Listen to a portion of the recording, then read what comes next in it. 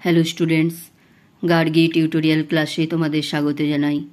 দেখো, আজকে আমার আলোচ্য বিষয় হলো বর্ধমান ইউনিভার্সিটি 6 সেমিস্টার স্টুডেন্টসদের জন্য যারা ডিএসসি 1B-তে হিস্ট্রি রেখেছো এবং সাম এসপেক্টস অফ ইউরোপিয়ান হিস্ট্রি অর্থাৎ আধুনিক ইউরোপের ইতিহাস এই বিষয়টি নিয়ে পড়ছো।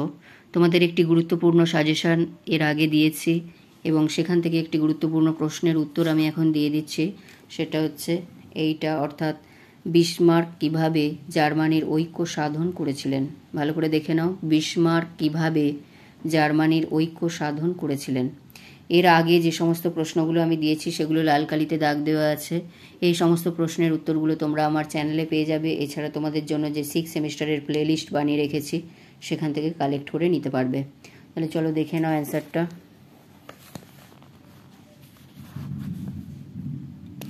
এখান থেকে বলবে ডেনমার্কের সাথে যুদ্ধ।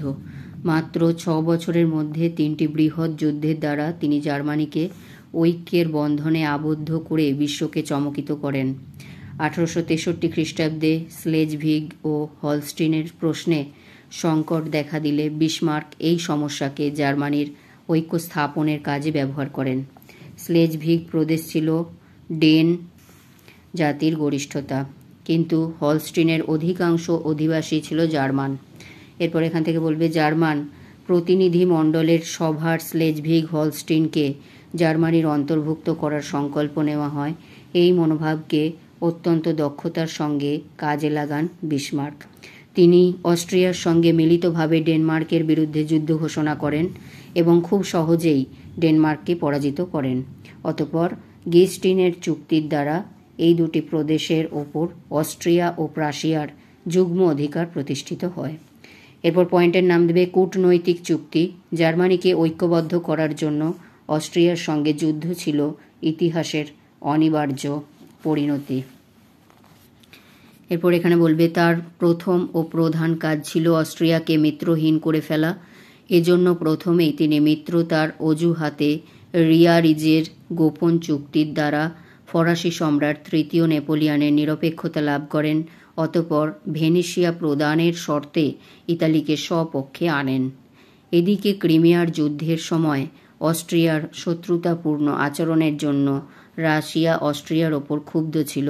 সুতরাং রাশিয়ার নিরপেক্ষতা লাভেও বিসমার্ক সমর্থ হলেন। এরপর এটা সাডোয়ার যুদ্ধ বলে পয়েন্ট দেবে। অতঃপর বিসমার্ক জাতীয় সভার অস্তিত্বকে অস্বীকার করে হলস্টিন দখল করেন।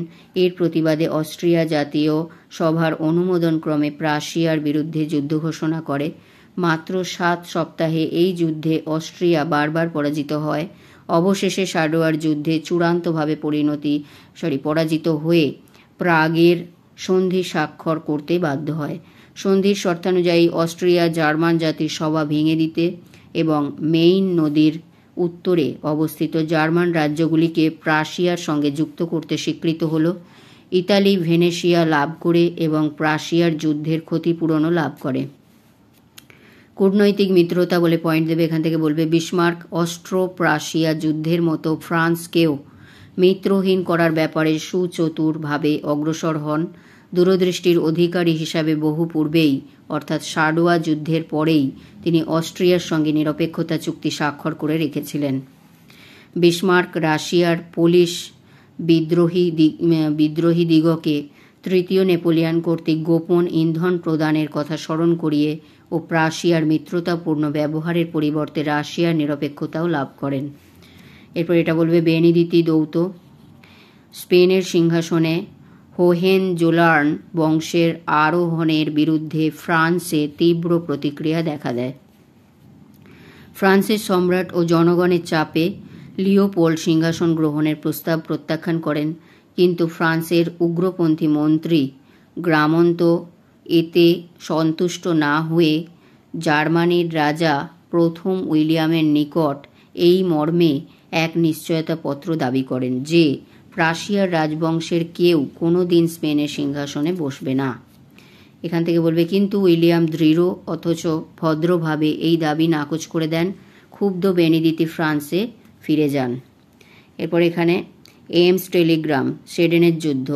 জার্মানির ঐক্য সম্পূর্ণ উপরিক্ত ঘটনা প্রথমে উইলিয়াম টেলিগ্রাম মারফত বিসমার্ককে জানিয়ে দেন। কূটকৌশলী বিসমার্ক টেলিগ্রামের কিছু অংশ বাদ দিয়ে সংবাদপত্রে প্রকাশ করে দেন। এই সংবাদ পাঠ করে ফরাসিবাসীর ধারণা জন্মায় যে প্রাশিয়া সম্রাট ফরাসি দূতকে চরম অপদস্থ করেছেন। সঙ্গে সঙ্গে ফ্রান্সের জনগণ প্রাশিয়ার বিরুদ্ধে যুদ্ধ দাবি করে।